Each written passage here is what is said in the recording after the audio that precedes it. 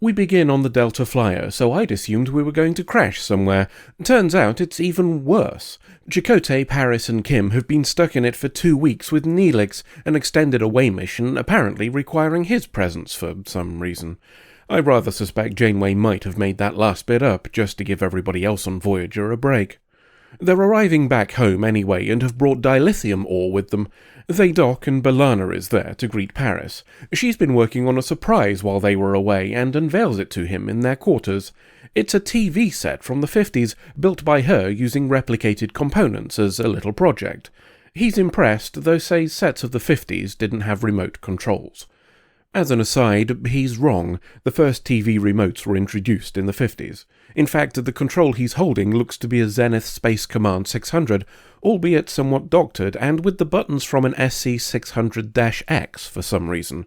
Whilst that particular model was from the 60s, the first of the Space Command series was introduced in 1956. But I digress. I'm sure we can all see why B'Elanna's made a crucial error here by providing Paris with something to take his attention, but she doesn't figure it out herself until she tries to have a conversation with him. I suspect this TV set is going to develop a mysterious and irreparable fault before the end of the week. A while later, B'Elanna's given up and gone to sleep on the sofa, while Paris still watches TV. Odd thing, though, the program switched over to some sort of sci-fi show with running and shooting, and it looks a bit more impressive than the likes of Captain Proton. It's on every channel, too. Assuming it to be a fault, Paris uses the tried-and-true method of twatting it. That means he's nice and close to the screen when it pans to show his face. B'Elanna's still asleep behind him, so naturally, he wakes her and they investigate the mystery together. Just kidding. Instead, he sits around like a tit, then goes into a fugue state and lives the events he saw on screen. There's pooping and running and some corpses, then he gets shot and wakes up with B'Elanna calling his name. Not to worry, I'm sure it was definitely just a dream. Kim's in the Jeffries tubes dicking around. What's that? Why's a bridge officer doing that when we have an entire engineering department? Because reasons. That dream of Paris's must be infectious, as Kim starts hearing screams and the sounds of fighting.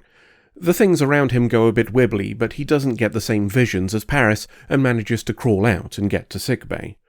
The doc says it all sounds a lot like anxiety, which is understandable after spending 2 weeks in a confined space with Neelix.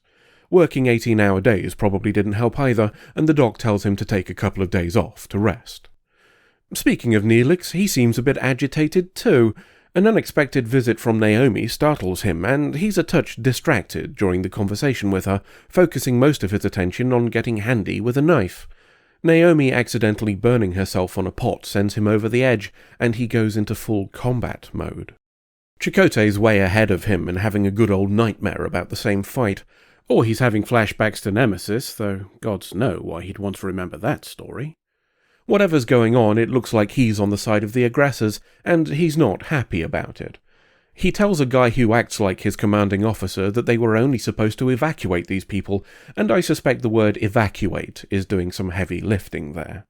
The officer doesn't look like he gives much of a shit, but we don't get to see how the conversation ends as Tuvok wakes Chakotay with a call about Neelix. He's managed to get hold of a gun, presumably because Janeway keeps one of hers in the fridge, and there's an armed standoff with security. Tuvok wants to go round the back and poop yellow on him, probably unable to believe his luck at getting the chance to live his fantasy. But Neelix uses a name, Savdra, that Chakotay himself used in his dream, and that suggests there's something more to this. Chakotay instead reassures Neelix that the fighting is over, that this Savdra has ordered a ceasefire. He manages to talk Neelix down, and we all go to sickbay to find out what the flying fuck is going on. The answer is weird shit. Chakotay's in there too, and the doc's done brainial scans which show what they've experienced aren't just dreams, but real memories. Janeway wonders if maybe they were kidnapped at some point during their away mission, and these are resurfacing memories from something that got wiped. Based on the title of the episode and the subject of the flashbacks, I suspect I've just figured out the actual cause. I wonder if they'll get a flute at the end of it all. To the briefing room, where we try to figure out what happened based on their memory fragments.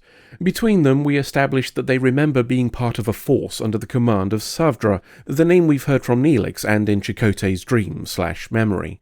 They were sent in to, evacuate a colony of people called the Nakan, though clearly the Nakan themselves weren't on board with this plan. We switched to a flashback where the guy in command, presumably this Savdra lad, is going through the plan. He thinks this whole thing should go smoothly if we play it right, which is an ambitious thing to think when you're forcefully relocating a whole settlement against their will. Chakotay asks for a delay so they can rest first, as they've been awake for days, but Savdra's of the opinion that sending sleep-deprived soldiers into a tense situation is the best option. Maybe he was trained by the same people who train Starfleet security. It all goes pear-shaped, obviously, and the four of them are involved in some real bad shit when a group of the Nakan decide to take issue with what's happening. Or Chakotay thinks it could have been a fuck-up from one of their own people. Either way, the end result was a populace putting up significantly less resistance on account of them all having been proper fucking murderized. Voyager's tracing the path that the Delta Flyer took to try and figure out how this whole war crimes thing went down. A quick scan through their destinations down in astrometrics turns up a curious result. When looking at a specific planet, Janeway says she knows the name and has visited it, then starts having flashbacks of her own. Her portion of the flashback shows Savdra ordering the disintegration of the corpses of those civilians they slaughtered. Janeway objects, but he says the only way they're all getting away with this is to argue that there were never any colonists here to begin with. Quite how he's going to explain away the casualties and injuries on his own side is never explained. We know there are some because Paris got hit. Janeway wakes in what looks to be the mess hall, only it's been converted into a medical facility. The doc needed somewhere bigger to treat all of his patients, as a sizable portion of the crew have been affected by whatever happened to both Janeway and the away team. The doc thinks it might be connected to the system Voyager's in, one of the Delta Flyer's destinations, as this started happening to others after we arrived. He suggests we skedaddle and figure this shit out from a safe distance. Janeway overrules him. She wants to know what happened, still open to the possibility that Voyager was somehow involved. Whatever went down, it was on the planet she recognized, so orders us to go there. We arrive to find nothing out of the ordinary, no life signs, no weapons residue, nothing to indicate that there was a bit of a ding-dong. But there is a power source, and one that's acting a bit screwy. Sounds dangerous, so let's go and poke it. Janeway leads an away team with Chakotay, Paris, Tuvok, Kim, and one guy without a name who must be shitting a brick after realizing that everybody else in the group has plot armor. It looks pretty peaceful for a suspected war zone, but some of the group recognize bits of it. Sort of, anyway. Certain things seem to have changed, but Kim thinks he knows his way to some caves where he has memories of fucking up a couple of civilians. He and Tuvok go for a look and eventually find two exceptionally dead people, which is understandable really, as they've had 300 years of practice. I think we can finally rule out Voyager being responsible, not unless they've got a TARDIS.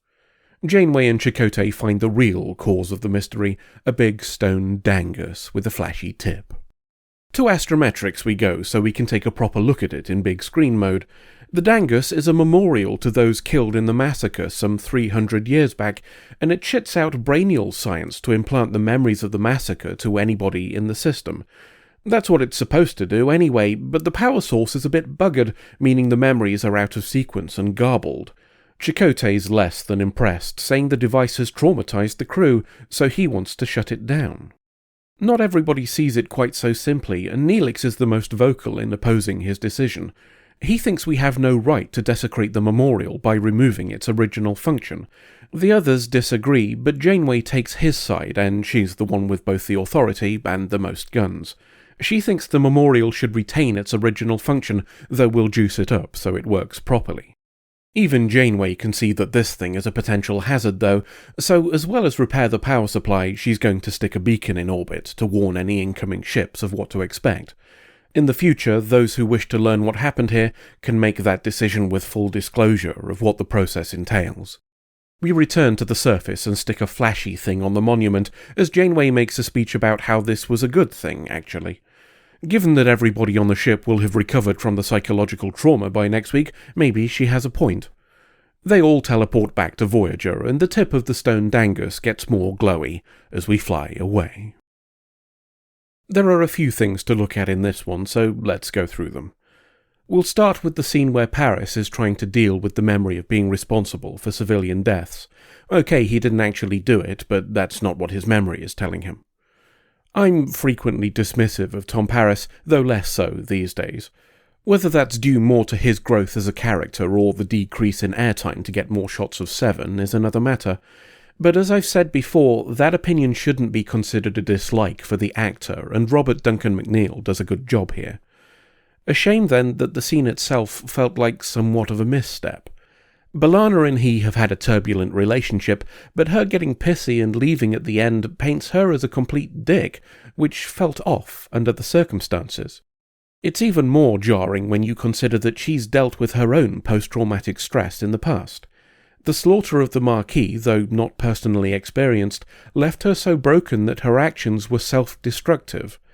If we're being generous, we could argue that this feels a bit too familiar for her to deal with, but that doesn't quite sit right with me. It's a shame, as I think Paris breaking down and being comforted by her could have been a more powerful scene for both of them, and the story too.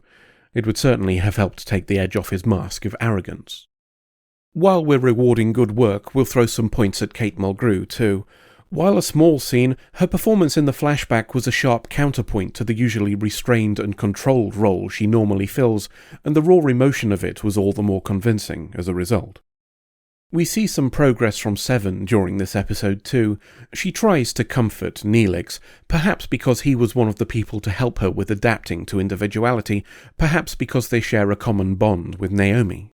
In her conversation with him, she also now states that she feels guilt for her actions whilst part of the collective, a different response to the one we got when she first joined. We've had suggestions of that in the past, such as her desire to rebuild a civilization in Dragon's Teeth, but I think this is the first overt statement of remorse regarding her time with the Borg. I've no doubt one of you will correct me on that if I've missed an example. One last positive should be attributed to the makeup team. As the story progresses, we see the main characters develop darkened eye sockets to reinforce that they've not been getting much sleep. Points to whoever thought of that. We should also note that Seven does not develop these, and there are a few reasons why that might be the case. It might be that regeneration works on a different principle, or her Borg mini-bots prevent it, or it could be a tie to what we've just said about her having lived with guilt for a little while and learning to deal with it. If we're being cynical, it could just be that the showrunners didn't want to make the shaggable character less attractive. As to the story itself, well, I doubt I'm the only one who saw it coming. The premise of an implanted memory acting as a memorial isn't new. Indeed, it's not even new to Star Trek. Johnny Picard had something similar in one of the Next Generation's most well-known episodes, or at least well-known enough for me to have remembered it. We even did something similar on Voyager with the Season 3 episode Remember. There are different elements around it, but we have that same central pillar of memories being shat into a member of the crew who then needs to unravel the mystery. If we're looking for holes, then the time frame doesn't really work. Janeway starts getting flashbacks shortly after entering the system where the massacre happened, but the away team didn't exhibit symptoms until they got back to Voyager. It was the second stop on a 2-week tour, and they were scanning, so would have got closer to the planet. Those numbers don't add up, but I guess we can put that down to the power source fuckery if we're being particularly generous. Before we go, there's one other thing I'd like to point out. Fair warning, this one crosses the line of pedant into full arsehole, so you can probably skip it. As the away team are returning, the shot where we see Voyager through the window of the Delta Flyer has a reversed image of the ship. We know this because the port and starboard red and green running lights are the wrong way around. It's corrected in the later CG shot of the approach. In truth, I've been keeping an eye on that whenever I see them. I'm aware that's probably one of the most nitpicking things I've ever pointed out, but a few years back I spent good money on a tour of the Cutty Sark, a restored clipper turned historical attraction in London. That's where I learned about the position of running lights, so by using that data in a video, I get to feel validated about the cost of the ticket. I wonder if that would have made it a legitimate business expense. Of course, we could probably have a discussion on the relevance of such indicators on ships that operate with advanced sensor suites, even before you consider that the driver's seat often doesn't have a real window in front of it, but that's a topic for another time. End of episode. I still haven't thought of a new way to kill Paris. Well, we need to come up with something, or we'll have to do Patreon things. Weird you should say that. You know how we mentioned it last week? Yeah. Well, some people have signed up. Seriously? Yeah, it's up there, look. Arere oiluge and warab leg in. That's not right. You're reading it backwards, because we're on the other side of the screen. The what? The screen that we're. Look, it doesn't matter. What matters is we have to stop anyone else signing up. So, how do we do that? Make the guy who runs this sound like a dick. Well, I don't think he needs help with that. Have you watched any of these videos? No, I mean cruel, not sarcastic. Alright, if you sign up, you're supporting a bad man. He punches kittens with a gun. Yeah, that'll do. Woof.